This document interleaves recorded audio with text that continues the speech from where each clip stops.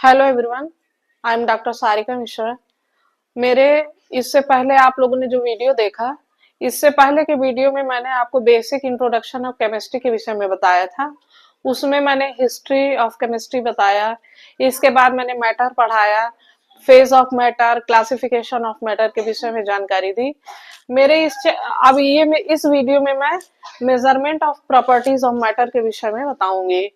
तो आज हम पढ़ेंगे measurement of properties of matter, यानी मैटर का मेजरमेंट हम कैसे करते हैं। तो मेजरमेंट के लिए सबसे पहले हम एसआई सिस्टम की 7 यूनिट को देखेंगे। एसआई सिस्टम की 7 यूनिट में जो मेन 7 यूनिट होती हैं, लेंथ जिसका यूनिट मीटर होता है, मास जिसका यूनिट किलोग्राम होता है, इसका जो छोटा मतलब स्मॉल यूनिट जो होता है वो ग्राम होता है। 1 किलोग्राम 1000 ग्राम के बराबर होता है, ये हम सब लोग जानते हैं। टाइम सेकेंड होता है। टेम्परेचर का केल्विन होता है। मानक यूनिट केल्विन होता है। इसके अलावा डिग्री सेल्सियस और डिग्री फ़ारेनहाइट भी होते हैं। करंट का एम्पियर होता है। इंटेंसिटी का कैंडेला होता है और अमाउंट ऑफ सब्सटेंस का मोल होता है। इन एसआई सिस्टम यूनिट के लिए हम जो प्रीफिक्स यूज करते हैं ये स्मॉल वैल्यू से स्मॉल वैल्यू से लार्ज वैल्यू तक होती हैं। स्मॉल वैल्यू जैसे 10⁻⁻15 फेम्टोमीटर को, -12 पिकोमीटर को, -9 नैनोमीटर को, -6 माइक्रोमीटर को, -3 मिलीमीटर को, 10⁻⁻2 सेंटीमीटर को, 10⁻⁻1 डेसीमीटर को शो करता है। जो लार्ज यूनिट होती है जैसे 10⁻1 डेकामीटर, 10⁻2 हेक्टोमीटर, 10⁻3 किलोमीटर, 10⁻6 मेगामीटर, 10⁻9 जीगामीटर, 10⁻12 टेरामीटर और 10⁻15 पेटामीटर को शो करता है। हम प्रॉपर्टीज में देखेंगे मास क्या है, वेट क्या है, वॉल्यूम क्या है। ये सब बड़ी बड़ी जो यूनिट्स होती है उनके विषय में हम जानकारी करेंगे, प्राप्त करेंगे। डेंसिटी क्या है, ठीक है। तो जो मास होता है, किसी भी कंपाउंड का मास जो होता है वो एग्जैक्ट वैल्यू होती है। ये एक जगह से दूसरे जगह जाने पर इसका मान चेंज नहीं होता। जो उसका मेन जो उसकी क्वांटिटी होती है उसको हम मास कहते हैं। वेट जो होता है, जो ग्रेविटी के द्वारा फोर्स एक्सर्ट किया जाता है उसे वेट कहते हैं। वेट के किसी भी कंपाउंड का वेट एक प्लेस से दूसरे प्लेस में जाने पे चेंज हो जाता है क्योंकि ग्रेविटी की वैल्यू चेंज हो जाती है। वॉल्यूम जो कोई भी मैटर जो भी स्पेस को सराउंड करता है उसको वॉल्यूम कहते हैं। वॉल्यूम का यूनिट हम जानते हैं क्यूब मीटर होता है। इसके छोटे यूनिट क्यूब सेंटीमीटर और क्यूब डेसीमीटर होते हैं। डेंसिटी जो होता है वो मास अपॉन वॉल्यूम होता है। इसका यूनिट किलोग्राम पर क्यूब मीटर होता है, ठीक है। इसी तरह हम देखेंगे जो टेम्परेचर होता है उसका यूनिट केल्विन होता है। जो टेम्परेचर होता है, टेम्परेचर का मानक यूनिट केल्विन होता है, लेकिन इसको हम डिग्री सेल्सियस और डिग्री फ़ारेनहाइट में भी शो करते हैं। ये आपस में रिलेटेड होते हैं। डिग्री फ़ारेनहाइट और डिग्री सेल्सियस के बीच जो हम रिलेशन देखेंगे, degree Fahrenheit is equal to 9/5 degree Celsius plus 32 के इक्वल होता है और केल्विन डिग्री सेल्सियस प्लस 273.15 के इक्वल होता है, ठीक है। तो ये हमने जो बेसिक चीजें हैं मेजरमेंट से जो रिलेटेड होती हैं इनके विषय में हमने जानकारी प्राप्त की। अब आगे हम सिग्निफिकेंट फिगर के बारे में देखेंगे। सिग्निफिकेंट फिगर क्या होते हैं और इसके रूल्स क्या होते हैं, इसको हम कैसे कैलकुलेट करते हैं, इसके विषय में अब हम आगे जानकारी प्राप्त करेंगे। अब हम देखेंगे significant figure. Significant figure figure इसको हिंदी में सार्थक मान कहते हैं। सार्थक मान वो मान होते हैं जो हम निश्चित रूप से जिसको हम कैलकुलेट करते हैं, जो हमें मालूम होते हैं, हमें ज्ञात होते हैं, उसको सार्थक मान कहते हैं। सिग्निफिकेंट वैल्यू जो है कोई भी जो एक्सपेरिमेंटल वैल्यू होती है, कोई भी एक्सपेरिमेंटल वैल्यू और कैलकुलेटेड वैल्यू, कैलकुलेटेड वैल्यू, कोई भी एक्सपेरिमेंटल वैल्यू और कैलकुलेटेड वैल्यू के बीच जो अनसर्टेनिटी होती है उसको हम सिग्निफिकेंट फिगर के रूप में जानते हैं। सिग्निफिकेंट फिगर किसी भी मेजरमेंट जो हम करते हैं, किसी भी मेजरमेंट का, किसी भी माप का जो एग्जैक्ट वैल्यू के विषय में हमें जानकारी देता है। इसके कुछ रूल्स होते हैं सिग्निफिकेंट वैल्यू के। जैसे फर्स्ट रूल है, जो नॉन जीरो डिजिट्स होती हैं, नॉन जीरो डिजिट सभी सिग्निफिकेंट होती हैं। जैसे 4 to 5 सेंटीमीटर में जो सिग्निफिकेंट वैल्यू है वो 3 है। दूसरा रूल है, जब कोई जीरो नॉन जीरो डिजिट के लेफ्ट साइड होता है, नॉन जीरो डिजिट के लेफ्ट साइड जब जीरो होता है तो वो नॉन सिग्निफिकेंट होता है और ये डेसिमल पॉइंट के पोजीशन को शो करता है। जैसे एग्जांपल के रूप में 0.053 है तो इसका सिग्निफिकेंट वैल्यू 2 है। इस जीरो को हम काउंट नहीं करेंगे क्योंकि ये नॉन सिग्निफिकेंट होगा, डेसिमल पॉइंट के पोजीशन को शो करेगा और नॉन नॉन जीरो डिजिट के लेफ्ट साइड में होगा। तीसरा रूल है, जब कोई जीरो नॉन जीरो डिजिट के बीच में होता है, नॉन जीरो डिजिट के बीच में होता है तो ये सिग्निफिकेंट होता है। जैसे कोई संख्या है 5.0065 तो इसकी सिग्निफिकेंट वैल्यू 1 2 3 4 5 होगी। ये दोनों जीरो काउंट होंगे, ये सिग्निफिकेंट जीरो है क्योंकि नॉन जीरो डिजिट के बीच में है। हम अब अगला रूल देखेंगे। अगला रूल है फिफ्थ रूल।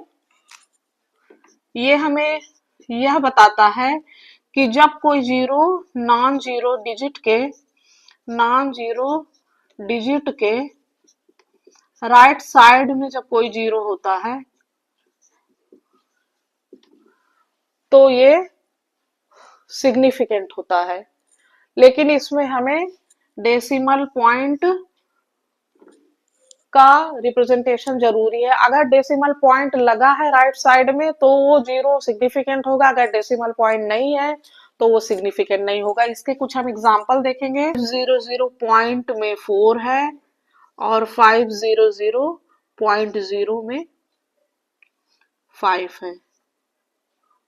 ठीक है, इसको हम 5 इंटू 10⁻² भी लिख सकते हैं, इसको 5.0 इंटू 10⁻² लिख सकते हैं, इसको 5.00 इंटू 10⁻² लिख सकते हैं। तो ये है फिफ्थ रूल।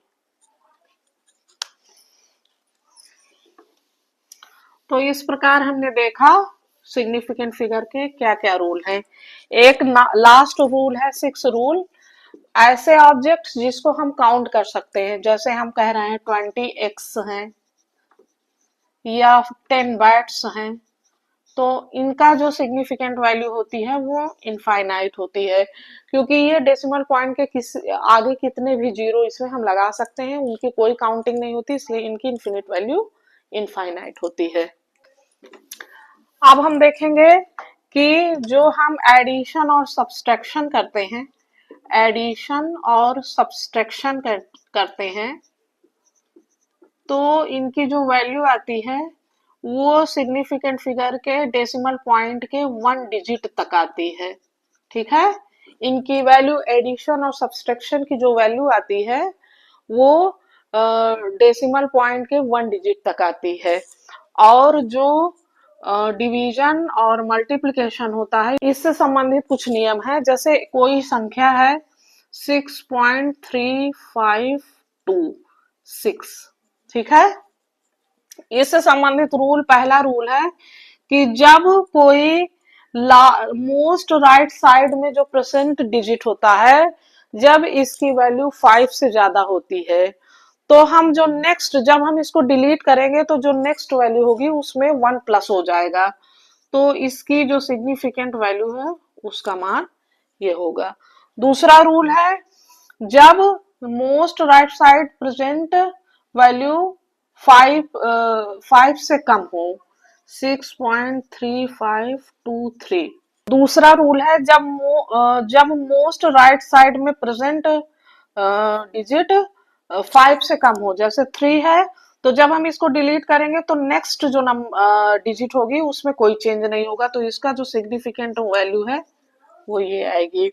और जो थर्ड रूल है वो ये कहता है कि अगर मोस्ट राइट साइड में प्रेजेंट डिजिट 5 है, तो इसमें 2 रूल्स होते हैं। फर्स्ट रूल कहता है कि अगर सेकंड जो डिजिट है अगर ये इवन है तो इसमें कोई भी चेंज नहीं होगा। जैसे 6.345 है तो इसकी सिग्निफिकेंट वैल्यू 6.34 होगी। और अगर ये ऑड है, मतलब अगर 6.335 है, तो जब हम 5 को डिलीट करेंगे तो 3 की जगह 4 हो जाएगा, 1 इसमें ऐड हो जाएगा, तो इसकी वैल्यू 6.34 हो जाएगी। तो इस प्रकार हमने सिग्निफिकेंट फिगर क्या है हमने देखा, रूल्स ऑफ सिग्निफिकेंट फिगर के विषय में देखा। अब आगे हम लॉ ऑफ केमिकल कॉम्बिनेशन पढ़ेंगे।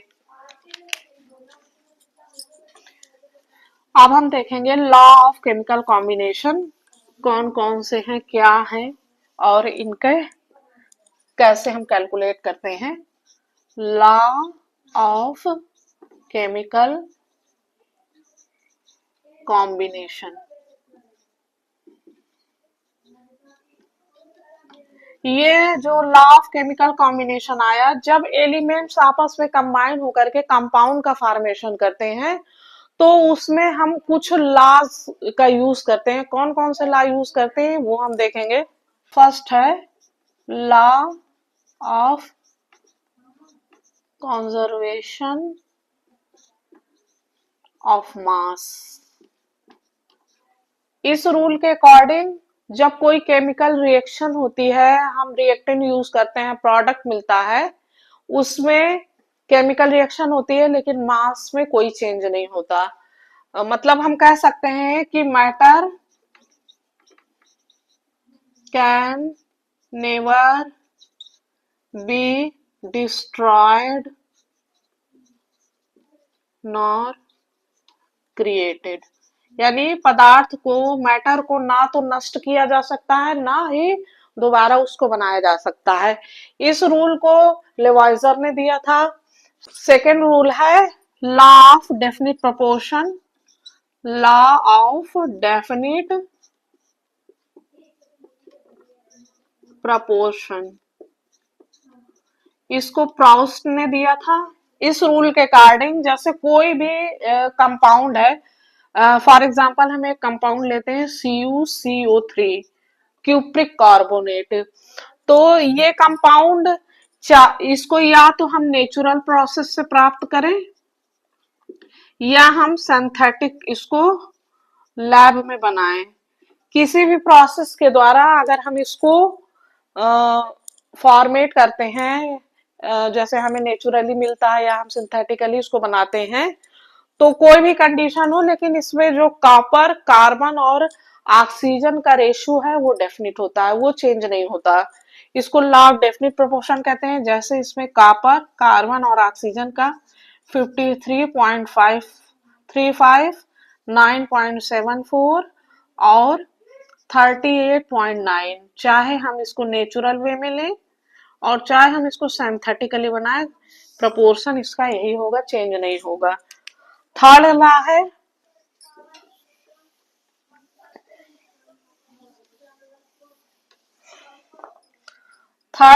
है लॉ ऑफ मल्टीपल प्रपोर्शन।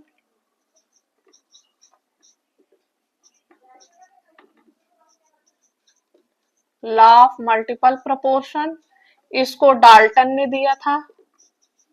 इस रूल के अकॉर्डिंग जब दो या दो से अधिक एलिमेंट्स आपस में कंबाइन होकर के दो या दो से अधिक कंपाउंड का फॉर्मेशन करते हैं तो वन एलिमेंट का एक फिक्स्ड मास सेकेंड एलिमेंट के जो मास से कंबाइंड होता है उसमें एक डेफिनेट रेशियो होता है। फॉर एग्जांपल हाइड्रोजन ऑक्सीजन से रिएक्ट होकर के H2O का फॉर्मेशन करती है।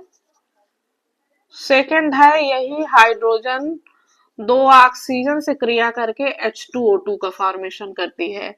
2 ग्राम हाइड्रोजन है, इसमें 16 ग्राम ऑक्सीजन है, इसमें 32 ग्राम ऑक्सीजन है। यानी वन एलिमेंट का जो एक फिक्स मास है वो सेकेंड एलिमेंट के जो मास से रिएक्ट करता है, इनके बीच एक डेफिनेट प्रोपोर्शन होता है, एक डेफिनेट प्रोपोर्शन होता है, रेशियो होता है। यानी यहाँ ऑक्सीजन 16:32 यानी 1:2 के अनुपात में रिएक्ट करती है। ये थर्ड रूल था। जो अगला रूल है वो गैलुसैक का रूल है। Fourth rule Gay Lussac rule. इसको गैलुसैक ने दिया था। गैलुसैक के according same temperature and pressure की कंडीशन में जब कोई रिएक्शन गैसों के बीच में होती है, गैसेस रिएक्ट करती हैं या प्रोड्यूस होती हैं, उनके वैल्यूम में एक डेफिनेट प्रोपोर्शन होता है। जैसे H2+O रिएक्ट करके H2O बनाएगी, 2 वैल्यूम हाइड्रोजन 1 वैल्यूम ऑक्सीजन से रिएक्ट करके 1 वैल्यूम H2O का फॉर्मेशन करता है। यानी इसमें एक डेफिनेट प्रोपोर्शन होता है। तो ये हमने 4 रूल देखे। इसके अलावा जो गैलुसैक का रूल है इसका हम बहुत अच्छा एक्सप्लेनेशन तब समझ पाए जब एवोगाद्रो नंबर की खोज हुई। एवोगाद्रो रूल की जब खोज हुई तब गैलुसैक्स रूल को अच्छी तरह से एक्सप्लेन किया जा सका। एवोगाद्रो रूल है कि सिंपल टेम्परेचर एंड प्रेशर की कंडीशन में, एवोगाद्रो रूल है सिंपल टेम्परेचर एंड प्रेशर की कंडीशन में सभी गैसेस के समान आयतन में जो नंबर ऑफ मॉलिक्यूल्स होती है वो इक्वल होती है। यानी समान ताप तथा दाब पर सभी गैसों के समान आयतन में अणुओं की संख्या समान होती है। तो इस तरह से हमने लॉ ऑफ केमिकल कॉम्बिनेशन में हमने 4 रूल देखे। हमने एवोगाद्रो रूल देखा। अब ये जो आपने रूल्स देखे इससे संबंधित हम कुछ न्यूमेरिकल्स सॉल्व करेंगे जो कि हम नेक्स्ट वीडियो में करेंगे। अगर मेरा वीडियो आपको पसंद आया हो और मेरा नेक्स्ट वीडियो जो कि अब अगला आएगा जो कि इसी टॉपिक पे आगे पे आएगा, अगर आपको वीडियो अच्छा लगा हो तो प्लीज मेरे चैनल को शेयर, सब्सक्राइब और लाइक कर दीजिएगा। और इससे संबंधित अगला वीडियो मेरा नेक्स्ट वीडियो आएगा। अगर आपको मेरा वीडियो पसंद हो और मेरा अगला वीडियो देखना चाहते हैं तो प्लीज मेरे चैनल को सब्सक्राइब कर दीजिए और बेल आइकन को प्रेस कर दीजिए जिससे जब मेरा नया वीडियो आए तो उसका नोटिफिकेशन आपको मिल जाए। Thank you.